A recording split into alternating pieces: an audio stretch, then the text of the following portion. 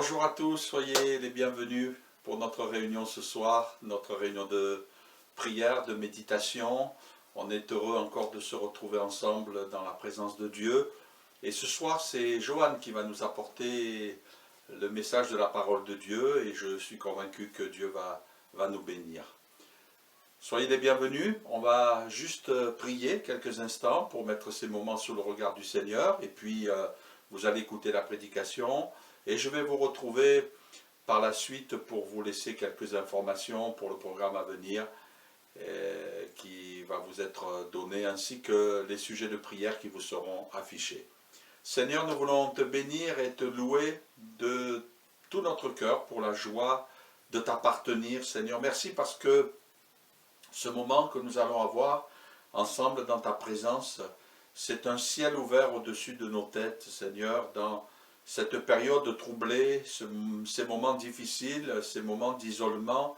Seigneur, tu veux bénir chacun d'entre nous, tous ceux qui seront derrière cet écran, qui vont écouter ta parole, qui vont passer du temps dans la prière, les familles et même les personnes seules. Tu viens au secours de chacun. Et nous savons que tu vas faire du bien à notre cœur, tu vas nous renouveler, tu vas nous donner des forces nouvelles, Seigneur, pour qu'on puisse continuer à avancer et à progresser, Seigneur. Merci parce que tu viens à notre rencontre dans ces moments et tu bénis chacun, tu relèves, tu restaures et tu rétablis celui qui en a besoin. Dans le nom de Jésus, bénis Joanne qui va apporter le message de ta parole, Seigneur. Tu l'inspires afin que cette parole puisse pénétrer au fond des cœurs et bénir chacun. Merci pour toute l'œuvre que tu accomplis, pour ton soutien, pour la réponse à nos prières, Seigneur. Merci pour tous tes bienfaits. Que ton nom soit loué, Jésus. Amen. Amen. Que Dieu vous bénisse à l'écoute de la parole de Dieu. Et puis, moi, je vous retrouve dans un petit moment. Alors, à tout de suite. Chers frères et sœurs, vous tous qui ce soir vous joignez à nous pour cette rencontre, je suis vraiment très honoré, très heureux de partager ces moments avec vous. Très heureux de pouvoir partager la parole de Dieu et je vous propose sans plus tarder une lecture dans la seconde épître aux Corinthiens. Au chapitre 5, nous lirons à partir du verset 20. Je vais lire dans la Nouvelle Bible seconde. Nous sommes donc ambassadeurs pour le Christ. C'est Dieu qui encourage par notre entremise. Au nom du Christ, nous supplions, laissez-vous réconcilier avec Dieu. Celui qui n'a pas connu le péché, il l'a fait pour nous pécher, afin qu'en lui nous devenions justice de Dieu. Puisque nous sommes ses collaborateurs, nous vous encourageons à ne pas accueillir la grâce de Dieu en vain.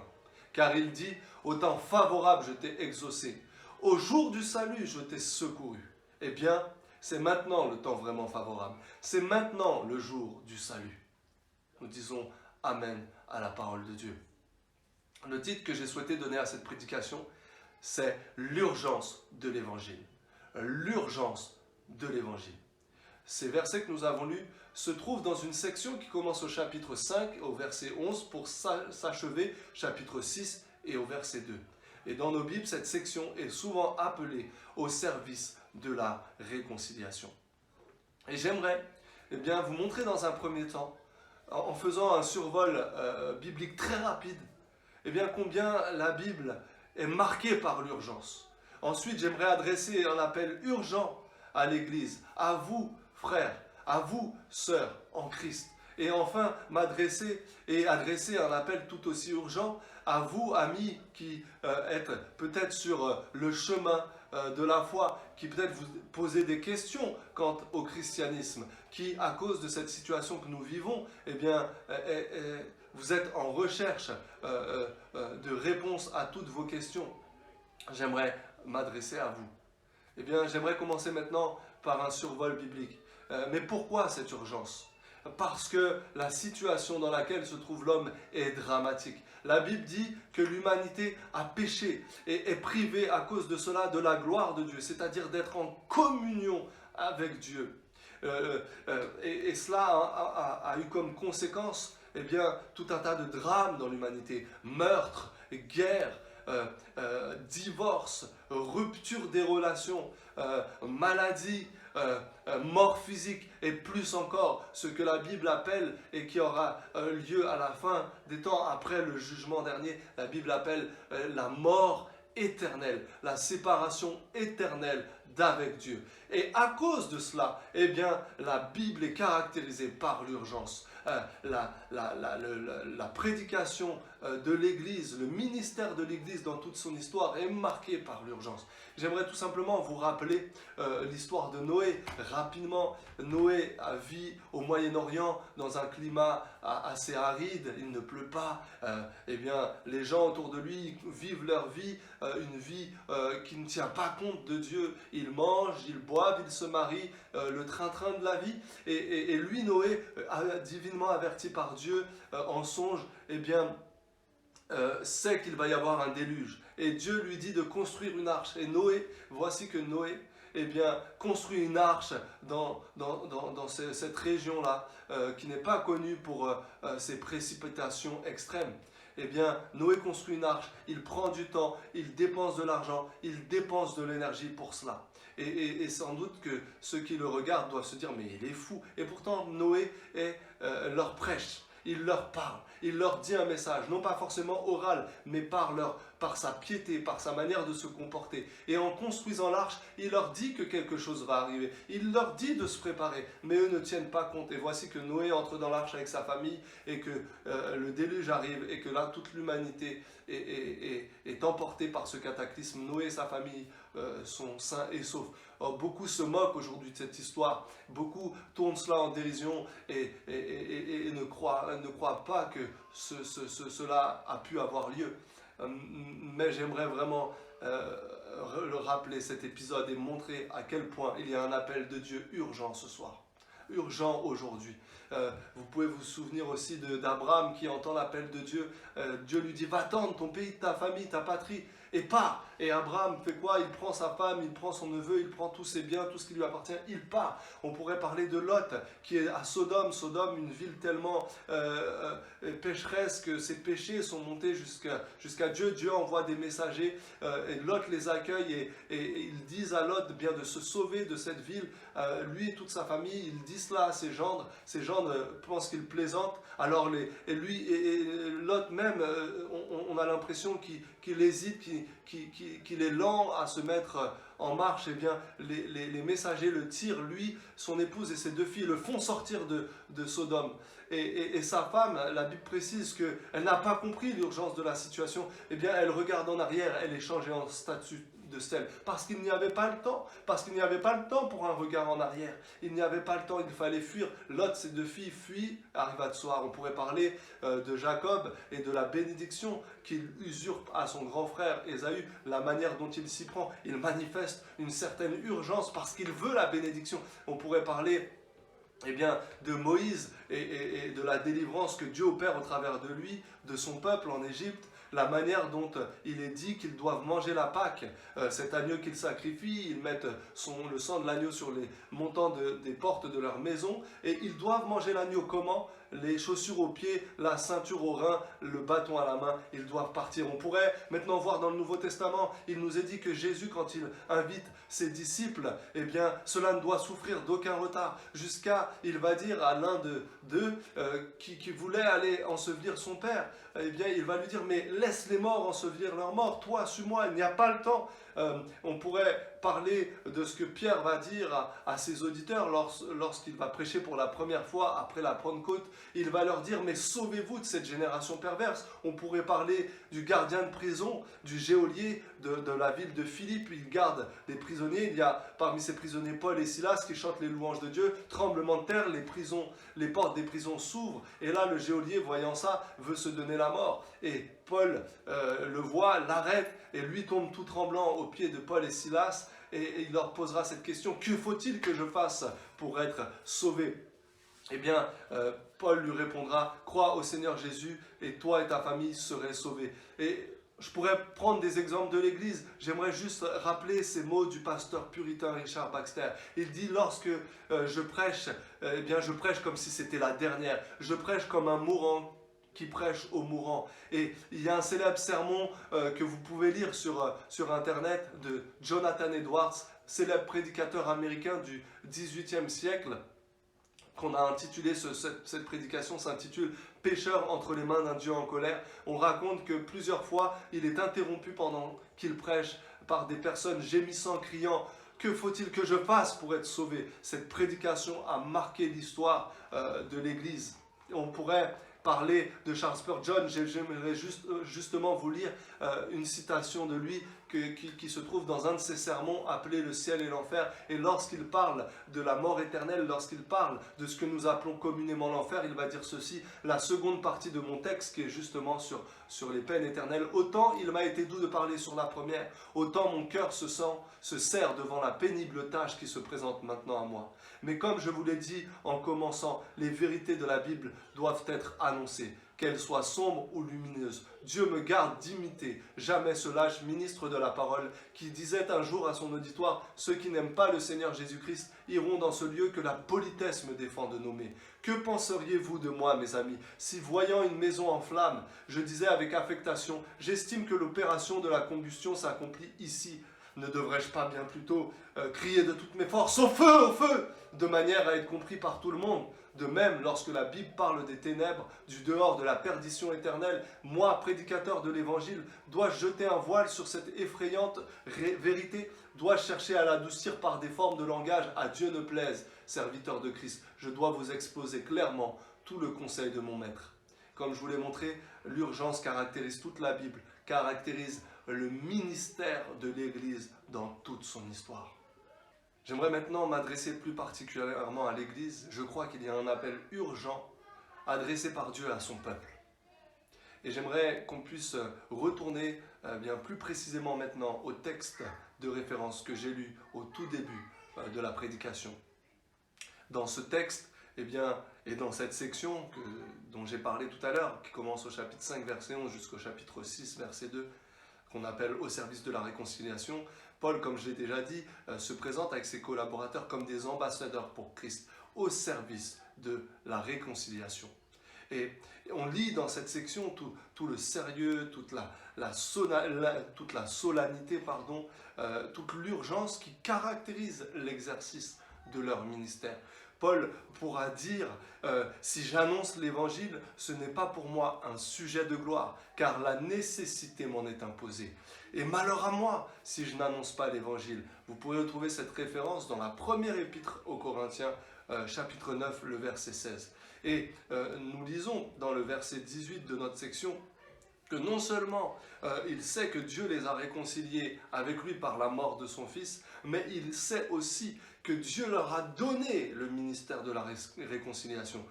Dit autrement, Dieu leur a donné cette responsabilité d'annoncer l'évangile, d'annoncer ce message de réconciliation aux hommes. Et c'est pourquoi ils se considèrent comme des ambassadeurs, c'est-à-dire des personnes qui ont reçu une autorité de Dieu pour annoncer ce merveilleux message qu'on appelle l'évangile bonne nouvelle. Et j'aimerais vous montrer dans cette section, chapitre 5, verset 11, chapitre 6, verset 2, des signes de cette urgence. Et Paul dit au verset 11, « Connaissant donc la crainte du Seigneur, nous cherchons à persuader les humains. » La crainte qu'ils ont de Dieu les pousse à persuader les hommes de se tourner vers Dieu. Ils ne sont pas seulement des porte-paroles qui répètent un message comme un perroquet pourrait le faire sans trop s'impliquer. Non, eux, ils sont pleinement impliqués dans le message qu'ils annoncent, comme si il était le leur. Ils cherchent à persuader, ils sont eux-mêmes convaincus de ce qu'ils disent et cherchent à persuader les hommes. Ils savent que c'est ainsi que l'Esprit de Dieu convaincra les uns et les autres. Ils ont pleinement conscience de leur responsabilité. Et frères et sœurs, j'aimerais qu'on puisse réaliser qu'il y a un appel urgent de Dieu à réaliser la responsabilité qui est la nôtre. Nous devrions pouvoir dire aussi ces choses-là, connaissant la crainte de Dieu, nous cherchons à persuader les humains. Il devrait y avoir cette attitude en tout cas devrait un minimum nous caractériser. Il va aussi dire, nous sommes pressés par l'amour du Christ. Ils sont pressés par l'amour du Christ en vue d'une consécration sans réserve pour annoncer cette réconciliation. L'amour du Christ les presse. Il y a urgence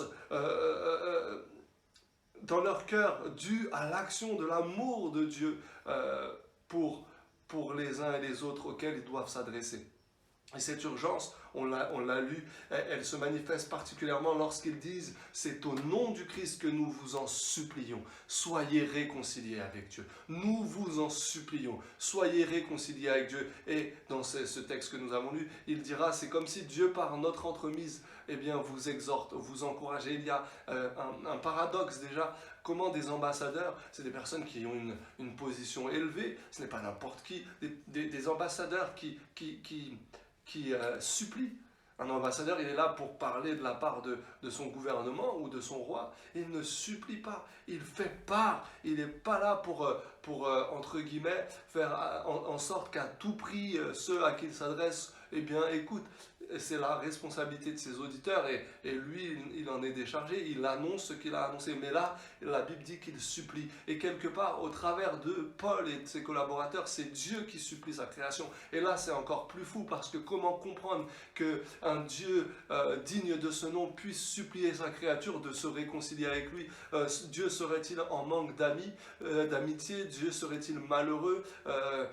Serait-il comme ce vieillard qu'on représente sur son nuage, tellement seul qu'il regarde sur la terre pour voir qui pourrait s'intéresser à lui? Et là, il a trouvé quelques hommes qui s'intéressent à lui, et du coup, il est charge d'aller annoncer ce message de réconciliation, de supplier les hommes qu'ils se réconcilient avec lui. Dieu aurait-il besoin d'être aimé? Non, la Bible nous présente un Dieu pleinement suffisant. La Bible dit que Dieu se suffit à lui-même. La Bible dit que Dieu est bienheureux. La Bible dit que Dieu est souverain, qu'il fait ce qu'il veut, qu'il n'a besoin de rien ni de personne, qu'il est le seul qui se suffise à lui-même. La Bible nous parle d'un Dieu trinitaire, le Père, le Fils et l'Esprit. C'est-à-dire que déjà, en lui-même, Dieu connaît l'amour, connaît les relations. Il n'a pas besoin de qui que ce soit. Alors pourquoi Dieu supplie? C'est parce que c'est notre situation dans laquelle nous nous trouvons qui le pousse à nous supplier de venir à lui, parce que nous sommes dans une situation terrible et son amour presse les apôtres à annoncer le désir que Dieu a de se réconcilier avec les hommes, ou en tout cas le désir que Dieu a que les hommes se réconcilient avec lui, comme nous l'avons lu. Et c'est vraiment important de saisir. Et cette urgence-là, elle se manifeste également quand il dit « Aujourd'hui, c'est le jour du salut. Aujourd'hui, c'est le temps favorable. » Et Paul montre que à nouveau, cet appel de Dieu ne doit souffrir d'aucun retard. Et lui-même, il le sait pour lui. Il ne doit pas reporter l'annonce de ce message de réconciliation à demain. C'est aujourd'hui qu'il doit l'annoncer. Et j'aimerais, frères et sœurs, t'encourager à t'inscrire dans ce ministère-là de la réconciliation. C'est là l'évangile. Frères, sœurs, l'évangile, ce n'est pas seulement la bonne nouvelle que Dieu nous a réconciliés avec lui, mais cela implique aussi notre envoi pour que nous puissions aller partager cette bonne nouvelle de la réconciliation. Et on pourrait se dire, mais de toute façon, c'est Dieu qui sauve, c'est Dieu qui fait son œuvre, et que je m'implique ou pas, c'est pas grave. Et du coup, avoir une vision un peu de la souveraineté de Dieu telle que les ultra-calvinistes l'avaient, vision qui n'était ni partagée par Calvin, ni par ceux qui étaient véritablement calvinistes. Ces ultra-calvinistes disaient, mais puisque Dieu a choisi, puisque Dieu a élu, de toute façon sa volonté s'accomplira, nous n'avons rien à faire. Et même il critiquait Spurgeon pour s'impliquer dans le ministère de l'évangélisation, etc. Mais Paul, qui a une vision tellement haute de la souveraineté de Dieu, sait pourtant qu'il est responsable de l'annonce de l'évangile, et que quelque part, sans leur ministère, rien ne se fera. Il pourra dire aux Romains, comment donc invoqueront-ils celui en qui ils n'ont pas cru? Et comment croiront-ils en celui dont ils n'ont pas entendu parler? Et comment en entendront-ils parler s'il n'y a personne qui prêche? Et comment y aura-t-il des prédicateurs s'ils ne sont pas envoyés? Voyez-vous, il dit cela aux Romains, chapitre 10, les versets 14 à 16. Paul sait que Dieu, dans sa souveraineté, a décidé d'utiliser son peuple pour annoncer ce message de la réconciliation. Et toi, mon frère, et toi, ma sœur, moi-même, je ne peux faire autrement que de répondre à l'appel. On le voit, Paul, il n'a pas de choix. Dieu se révèle à lui sur le chemin de Damas, Jésus se révèle à lui, il dit quoi? Que veux-tu que je fasse, Seigneur? Et la même question devrait être posée par nous à Dieu. Que veux-tu que nous fassions? Nous mettre sans réserve, nous mettre à la disposition du Seigneur sans réserve. Il n'y y a un appel urgent pour toi, mon frère, ma soeur. Et j'aimerais m'arrêter sur cette partie en te disant que tu ne seras pas Paul, tu ne seras pas Silas, je ne serai pas Paul, je ne serai pas Silas, je ne serai pas Spurgeon, je ne serai pas Jonathan Edwards, je ne serai pas Augustin ou d'autres grands noms de l'histoire de l'Église, mais je suis ce que je suis et je suis appelé à faire ce que Dieu m'appelle à faire, et cela prendra des formes tellement différentes de ce qu'ils ont pu faire dans leur ministère. Peut-être que tu n'es pas appelé au ministère de la prédication de la parole, tu n'es pas appelé au ministère pastoral, mais tu es appelé à quelque chose, et quand bien même toute ta vie tu travailleras dans le monde séculier, eh bien c'est là où tu devras être ce témoin que Dieu t'appelle à être pour annoncer ce message de la réconciliation. Et comme peut-être, eh bien autrefois Noé, tu ne seras peut-être pas souvent en train de parler, mais par ta piété, par ta manière de vivre, par les choix de ta vie, eh bien tu peux prêcher, tu peux annoncer l'urgence de l'évangile. Et je t'invite vraiment, en tout cas, à t'inscrire dans ta vie, à l'inscrire dans le cadre de ce ministère de la réconciliation. Il y a un appel pour l'Église. Il y a un appel pour l'Église et cet appel est urgent. Voilà, j'aimerais maintenant m'adresser à toi qui, eh bien, peut-être te pose des questions concernant la foi chrétienne. Toi qui, à cause de la situation que nous traversons, eh bien, est en recherche de quelque chose de plus, quelque chose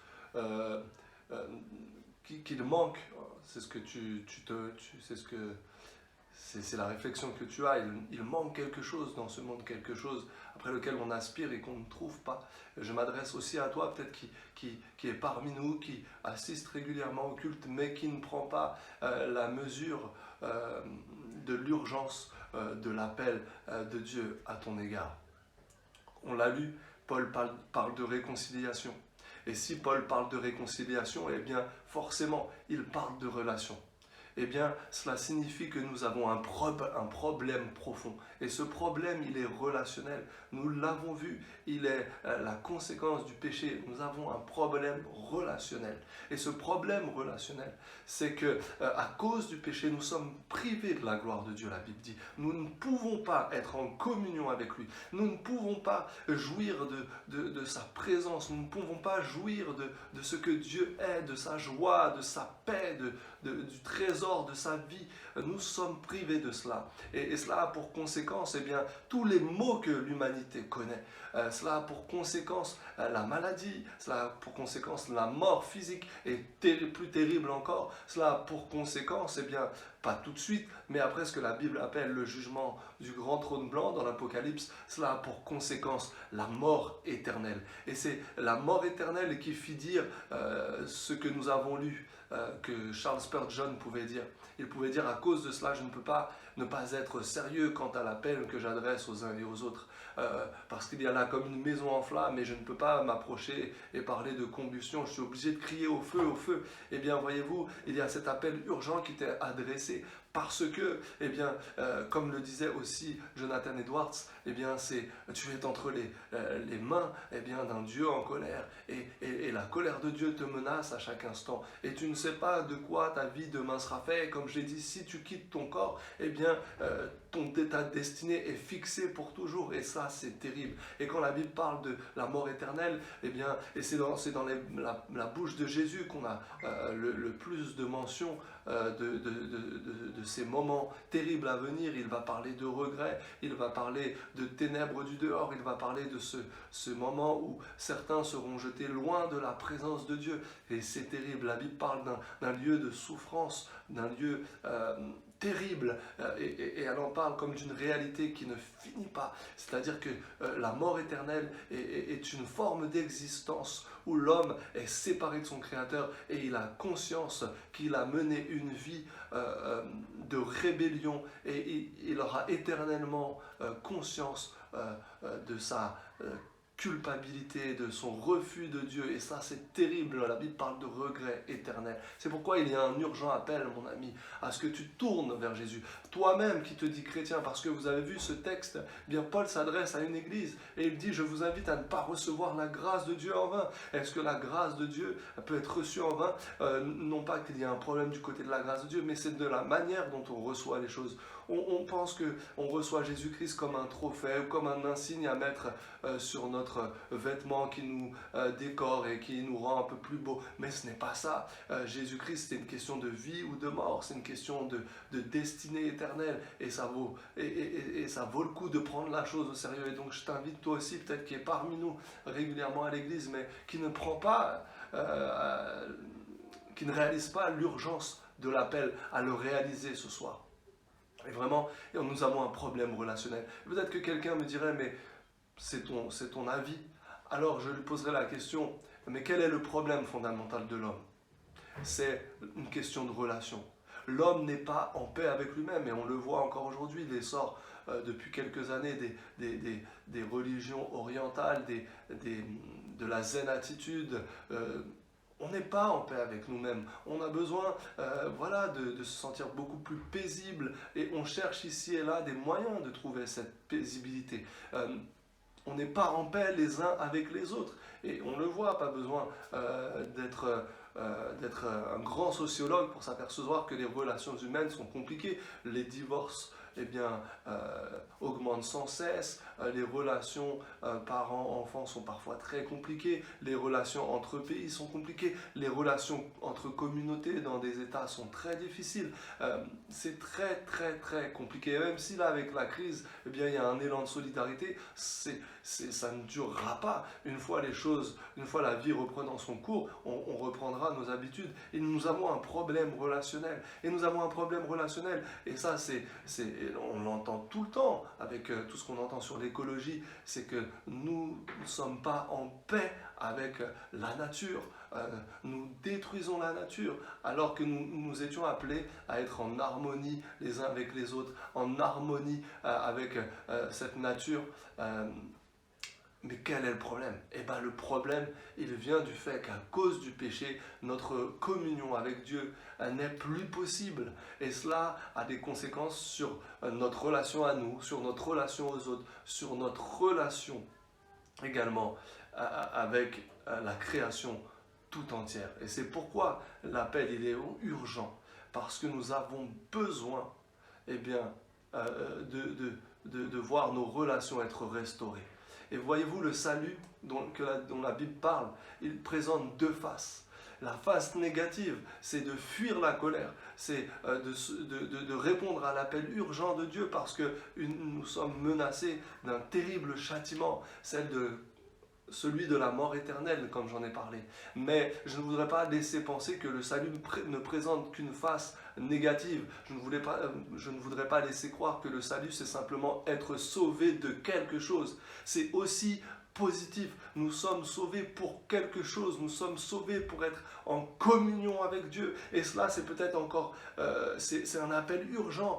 Dieu ne veut pas voir périr loin de lui sa créature à cause des souffrances qu'elle pourra subir. Mais Dieu ne veut pas voir sa créature loin de lui à cause de ce qu'elle manque. Elle manque celui pour lequel elle a été créée. Elle manque Dieu. Elle manque celui en qui se trouve tout pleinement. Elle manque celui qui est infini, celui dont l'amour ne saurait être comparé. Elle manque d'une communion avec ce Dieu-là. Et voyez-vous, Paul et ses collaborateurs annoncent ce message de réconciliation. Ils supplient, je vous en supplie, laissez-vous réconcilier avec Dieu. Oh, Dieu a tout accompli, nous l'avons lu. Il est écrit que Jésus a été fait péché. Il a porté tout le mal que nous avons fait, tout le mal que on nous a fait. Il l'a porté en son corps, la Bible dit, sur la croix. Et en mourant ce jour-là sur la croix, la Bible dit qu'il expiait nos péchés. Il les enlevait, permettant ainsi à Dieu dans sa justice de nous pardonner. Et voyez-vous, la bonne nouvelle, c'est que alors que nous étions pécheurs, nous qui venons à Christ, nous sommes en lui désormais justice de Dieu. C'est-à-dire que Dieu n'a plus rien contre nous. Il n'y a plus aucune condamnation, la Bible dit. Et nous pouvons à nouveau être en communion avec Dieu. Et nous pouvons donc être en paix avec nous-mêmes et retrouver la paix les uns avec les autres. La Bible dit, soyez en paix les uns avec les autres tant que ça dépend de vous. Et aussi, bien la nature retrouvera son harmonie. Parce que la Bible dit que cette création tout entière attend la révélation des fils de Dieu. Elle soupire aujourd'hui les douleurs de l'enfantement. Elle attend la révélation des fils de Dieu. La Bible promet des nouveaux cieux, une nouvelle terre, où tout sera nouveau, où tout sera transformé. Et quelque part, cela nous rappelle l'exubérance, la beauté, l'harmonie du Jardin d'Éden, où l'homme était en communion avec son Créateur, l'homme était en paix avec son épouse, l'homme était en paix avec la nature. Eh bien, il nous est promis cela, mais bien plus encore, parce que dans l'Apocalypse, il ne s'agit plus d'un jardin, mais il s'agit d'une ville. Il s'agit de quelque chose qui a été construit et qui maintenant s'est développé. Et c'est à cela que nous sommes invités. Nous qui venons à Christ, la Bible dit que Dieu nous donne son esprit et que nous devenons enfants de Dieu. Il y a en nous l'esprit de Dieu qui nous fait dire Abba, c'est-à-dire Père. Et il n'y a du coup maintenant plus aucune condamnation pour tous ceux qui sont en Jésus-Christ.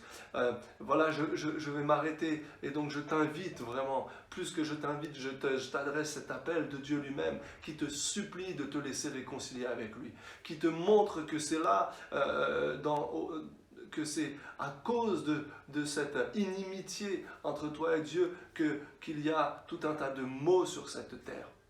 Et je t'appelle à te précipiter en Jésus-Christ, à te réfugier en Christ, à ne pas regarder en arrière comme la femme de Lot, mais à te réfugier en Christ. Voilà, je m'arrête maintenant. J'étais heureux de partager la parole de Dieu. Je sais que cela peut susciter plein de questions au sein du peuple de Dieu.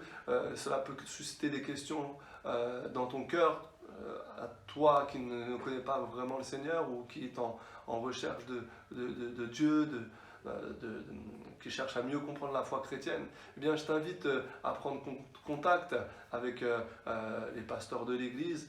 Eh bien, tu peux trouver nos coordonnées et on pourra répondre à tes questions. Moi, été très heureux d'avoir partagé ces temps avec vous et ma prière, c'est que vous puissiez tous répondre soit à l'appel de Dieu pour vous mettre au service de ce ministère de la réconciliation, soit vous-même de vous laisser réconcilier avec Dieu. Soyez bénis et je vous dis à bientôt. Merci Johan pour le bon conseil, pour la parole de Dieu, et j'espère que ça vous a béni les uns et les autres. Avant de vous orienter vers des sujets de prière, j'aimerais vous donner quelques informations de vive voix. Tout d'abord, parler de nos prochaines rencontres. On a toujours nos programmes qui sont en pleine évolution et on vous invite à venir nous rencontrer. On a mis en place un programme nouveau pour les enfants qui s'appelle Sita Kids. Et là, il y aura toutes les semaines un programme spécial pour les enfants. Et puis les parents, bien sûr, vous pouvez les regarder tous les dimanches à 16 h. Vous vous connectez et vous suivez ce programme pour que les enfants ne soient pas délaissés, mais qu'ils soient suivis au niveau de l'Église et au niveau des programmes. Vous savez, comme vous l'avez sûrement entendu aux informations, que nous serons obligés de prolonger les moments déjà de confinement jusqu'au 11 mai et qu'on ne pourra pas avoir de rassemblement dans l'église avant mi-juillet. Dans tous les cas, on réfléchit pour trouver les meilleurs moyens quand même pour se retrouver, pour que nous ayons contact. Donc on va réfléchir à mise en place d'un programme un peu particulier à partir du mois de mai. Donc on reviendra vers vous pour vous donner ces informations. En attendant, donc vous savez que tous les mardis soirs, nous avons mis cette réunion que nous appelons réunion Zoom, par ce programme Zoom à 21 h. Mardi dernier, nous étions 59 connectés et nous avons passé un bon petit moment. C'est vrai que l'organisation, c'est pas toujours évident, on fait comme on peut, mais dans l'ensemble, ça se passe pas trop mal et puis on peut se rencontrer, on peut se voir, c'est un moment agréable aussi et donc on va le maintenir. Donc mardi prochain, donc on vous attend, une courte méditation et puis en même temps on partage des sujets de prière. Donc venez avec des sujets de prière, on les enregistre et puis on prie ensemble et on donne en même temps des sujets. Toujours le vendredi à 20 h, comme ce soir d'ailleurs, nous nous retrouvons avec méditation de la parole de Dieu, ainsi qu'un temps aussi de prière avec des sujets qui vous sont annoncés. Et puis dimanche matin, nous allons nous retrouver à 10 h 30 pour notre culte. J'aimerais vous inviter à venir nous rejoindre. J'ai reçu de la part de Dieu un sujet assez particulier que j'aimerais partager avec vous. Je suis convaincu que ça va vous faire du bien. Le sujet, le thème, le titre que j'ai mis à ce message, c'est « Il y a un miracle dans votre maison ». Et là, bien sûr, vous êtes chez vous, dans votre maison, et je crois que c'est un message qui va vous encourager, qui va vous fortifier, et qui va vous donner aussi de comprendre combien le peuple de Dieu, combien chaque chrétien est utile à l'œuvre de Dieu. Donc rappelez-vous, dimanche 10 h 30, partage de la parole de Dieu, il y a un miracle dans votre maison. Vous savez que nous travaillons aussi à mettre toutes sortes de ressources sur le site monégliseasergi.com. Donc vous avez la pensée du jour, vous avez des sujets aussi qui sont là pour tous. Donc n'hésitez pas à les consulter. Ces sujets qui sont là spécialement pour vous encourager. On essaie de faire le maximum pour que le peuple de Dieu soit béni. Donc voilà, je vous laisse maintenant prendre connaissance sur l'écran des sujets de prière. J'ai été heureux pour ma part d'être partagé encore ce moment avec vous. Que le Seigneur vous bénisse abondamment. Et puis je vous dis à dimanche, on va avoir un moment formidable dans la présence de Dieu, j'en suis convaincu. À bientôt et prenez soin de vous et que le Seigneur vous bénisse